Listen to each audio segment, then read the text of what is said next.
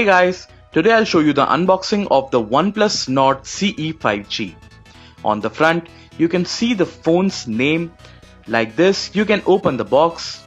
First, you will get the OnePlus Nord CE 5G, which comes with punch hole display.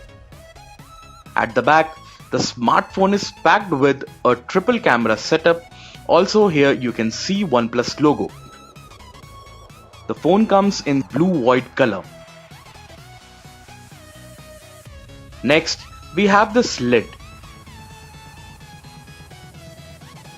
Inside you will find a SIM ejector tool and documentation like quick start guide, safety information guide, SAR value guide, OnePlus stickers, red cable club card from OnePlus.